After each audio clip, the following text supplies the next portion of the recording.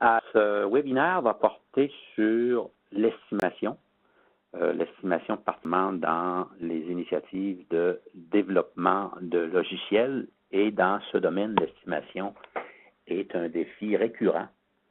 Dans ce secteur, d'ailleurs, l'estimation repose largement sur l'expérience et par conséquent, il s'avère assez difficile de transférer le savoir-faire. Si certaines données étaient analysées et mises sous une forme utilisable, on aurait au moins une partie de ce savoir-faire qui pourrait être mis à la disposition des autres intervenants. On remarque d'ailleurs, et je crois que c'est l'expérience généralisée, que les estimations fournies par les développeurs sont généralement inférieures aux valeurs réelles par un facteur qui est souvent imprévisible. Dans le logiciel utilisé en interne, pour la prestation de service par exemple, il est peut-être plus facile de gérer cette situation.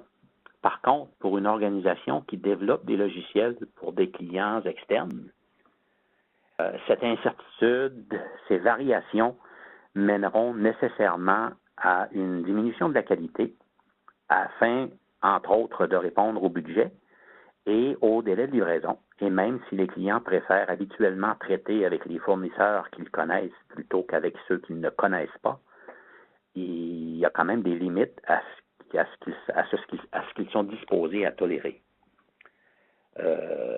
Il faut également tenir compte du fait que les contrats, généralement, sont à prix ferme et l'estimation est alors un facteur critique pour une organisation qui fournit des services de développement de logiciels.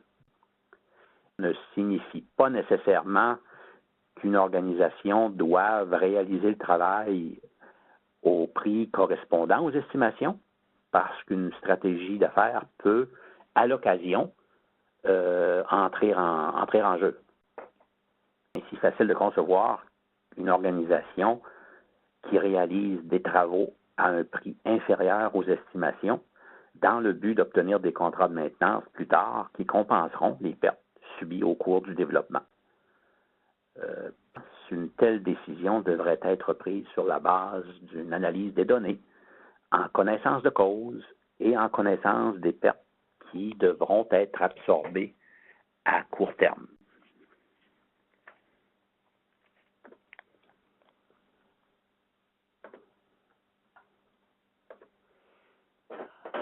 Il s'avère d'ailleurs surprenant qu'en génie logiciel, une mesure normalisée n'ait pas encore été largement adoptée. Chaque discipline du génie, et probablement à l'exception du domaine relié au logiciel, a défini son propre système de mesure. On parle entre autres de température, qui sont en degrés Celsius, en degrés Fahrenheit, en degrés Kelvin, et à l'occasion en degrés Rankine. Par contre, se mesure en mots, se mesure en octets, se mesure en lignes de code, en points de fonction, en points de code d'usage, et il y a encore plusieurs d'autres qui ont été définis. Et en ce qui concerne les points de fonction, par exemple, il existe plusieurs variantes différentes au moment où on se parle. Donc, il n'existe pas réellement de système de mesure standard qui a été mis au point dans le domaine du génie logiciel. La plus courante en logiciel demeure l'effort. Donc, le paramètre qui est le plus communément utilisé pour mesurer, entre guillemets, la taille des initiatives. Évidemment, il demeure que l'effort n'est pas une variable indépendante. On aura besoin d'une variable additionnelle dans le but de normaliser cet effort et de normaliser les autres mesures les autres données qui sont recueillies dans le cadre d'un projet afin que des comparaisons significatives puissent être établies.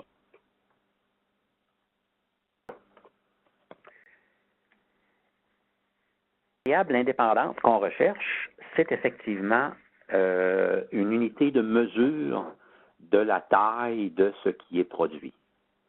Quelle est la taille d'un bien livrable? Plusieurs personnes sont nécessaires pour compléter ce bien livrable.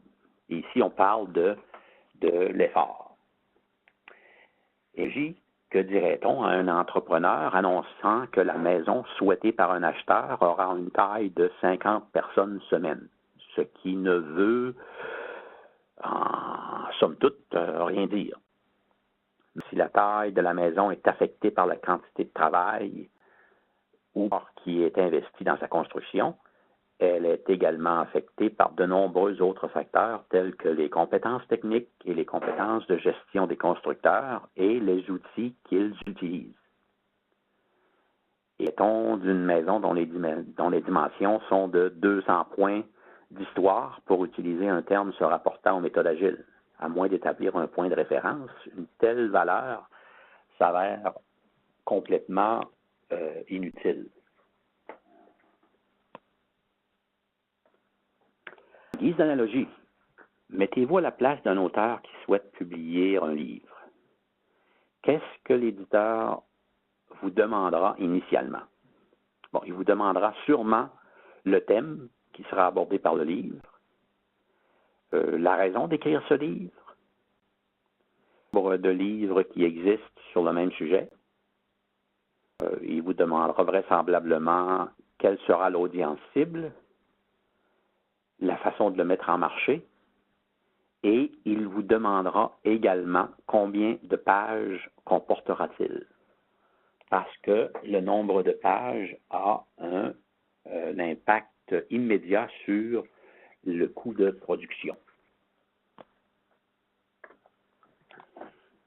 Dans toute activité, incluant les activités qui se rapportent au développement de logiciels, on évalue la taille, et cette taille est précisée au mesure que les travaux progressent. À partir de la taille, on évalue l'effort de la taille obtenue précédemment, en appliquant des facteurs de correction qui tiennent compte, par exemple, de la complexité, l'expérience du domaine, l'envergure des travaux, l'environnement de développement qui sera utilisé. Ensuite, des ressources.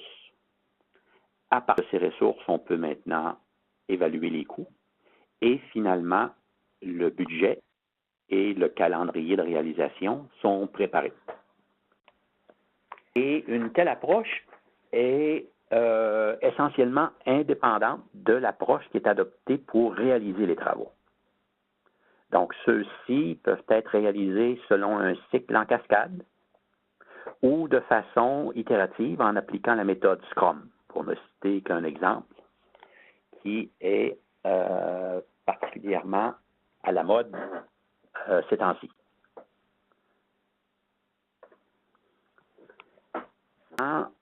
La situation qu'on observe régulièrement consiste en le fait que plusieurs organisations savent comment évaluer l'effort, mais ne savent pas comment évaluer la taille. Quel que soit l'effort qui aura